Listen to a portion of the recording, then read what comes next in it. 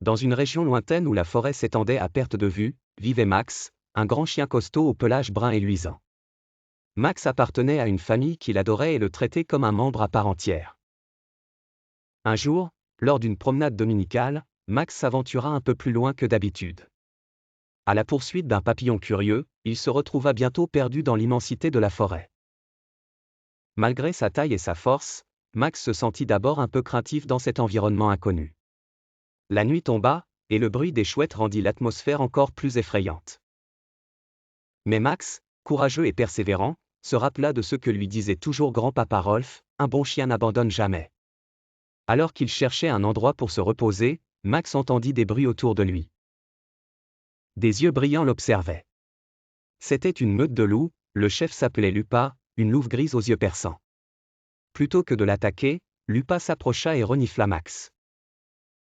Elle comprit rapidement que ce chien n'était pas une menace mais plutôt un allié potentiel. Les loups, d'abord méfiants, finirent par adopter Max.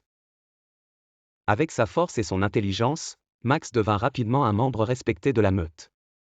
Il conduisait les loups dans des missions toujours plus audacieuses pour protéger les habitants de la forêt des dangers extérieurs. Un jour, un feu se déclara dans la forêt. Les animaux affolés couraient dans toutes les directions. Max, avec l'aide de Lupa, conduisit les loups héroïquement pour organiser l'évacuation des petits animaux. Les lapins, les renards, et même les oisillons trop jeunes pour voler furent sauvés.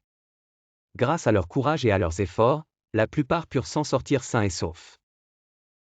Ainsi, Max, un chien initialement perdu, trouva une nouvelle famille et un rôle protecteur qu'il n'aurait jamais imaginé. Devenu le gardien de la forêt, il montra que parfois, c'est dans l'épreuve que l'on trouve sa véritable destinée. Les loups et Max demeuraient ensemble, veillant sur chaque créature comme les fidèles gardiens de ce royaume sauvage.